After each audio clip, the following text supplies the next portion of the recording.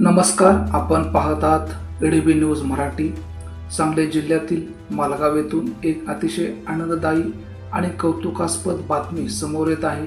ग्रामीण भागातील विद्यार्थ्यांच्या गुणवत्तेला प्रोत्साहन देण्यासाठी आणि त्यांच्या शिक्षणाला बळ देण्यासाठी मालगावमध्ये एक विशेष उपक्रमाचे आयोजन करण्यात आले होते।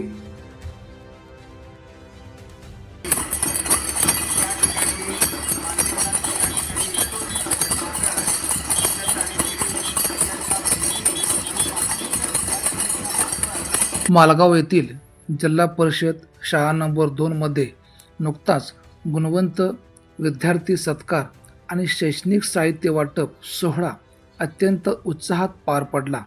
वर्षभरात विविध परीक्षा आणि उपक्रमामध्ये चमकदार कामगिरी करणाऱ्या चिमुकल्यांचा यावेळी मान्यवरांच्या हस्ते गौरव करण्यात आला।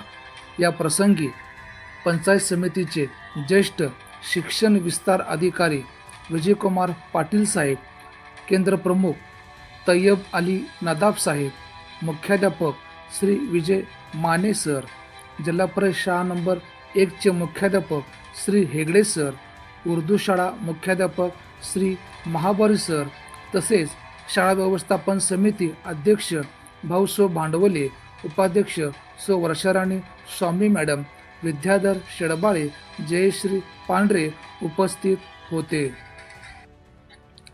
यावेळी जिल्हा गुणवत्ता शोध परीक्षा जिल्हा स्तरावर तृतीय क्रमांक मिळाल्याबद्दल शिवन्या यशवंत नाईक इयत्ता 2 हिचा सत्कार करण्यात आला। शाळेच्या उन्नतीकरिता प्रयत्न करणाऱ्या सर्व शिक्षक व शिक्षिका यांचा देखील मोलाचा वाटा आहे।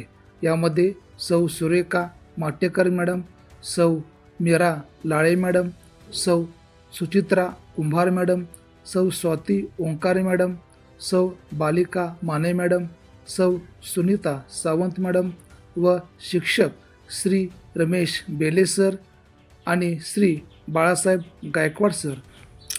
यावेळी नूरहुल इस्लाम सेवाभावी संस्थेचे अध्यक्ष मोहम्मद गौस मुजावर साहेब यांनी स्वखर्चाने वह्या वाटप केल्या। चांगले उपक्रम या शाळेमध्ये साहेब राबवले जातात। गेल्या 2-3 महिन्यापूर्वी हे आमचे पाणी आमची योजना आमची जबाबदारी या कार्यक्रमाला सुद्धा आम्ही आलेलो होतो। त्या प्रायोजकांनी तुमच्याकडे काही वस्तू दिलेल्या होत्या, त्या वस्तूंचा सुद्धा तुम्ही चांगल्या पद्धतीने वापर करत असाल अशी मी इच्छा व्यक्त करतो। येणाऱ्या भावी काळामध्ये तुम्ही चांगला अभ्यास करा।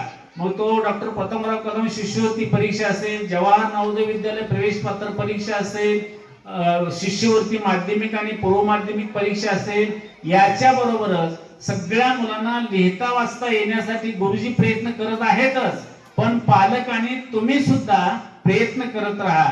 मुलांच्या पेक्षा मुलींच्याकडे एकाग्रता क्षमता जास्त असते। एका ठिकाणी बसल्यानंतर ते अर्धा तास 1 तास अभ्यास करतात। याचा फायदा जसा शाळेला होतो तसा अभ्यास करून घेणाऱ्या तुम्हा पालकांना सुद्धा होतो। आणि म्हणून मुलींच्याकडे अधिक सजगतेने पहा।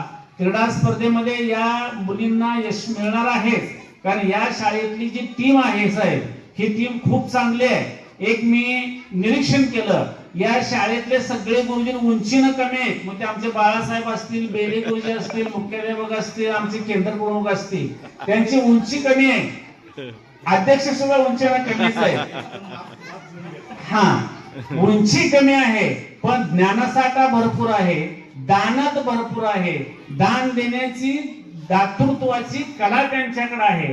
तुम्हाला उत्तम पद्धतीने ते मार्गदर्शन करतात, ही एक आनंदाची गोष्ट आहे। आणि म्हणून या शाळेतल्या सर्व शिक्षकांच्यासाठी, या शाळा व्यवस्थापन समितीच्यासाठी तुम्ही एकदा जोरदार टाळ्या वाजवून त्यांचं कौतुक करा, अभिनंदन करा।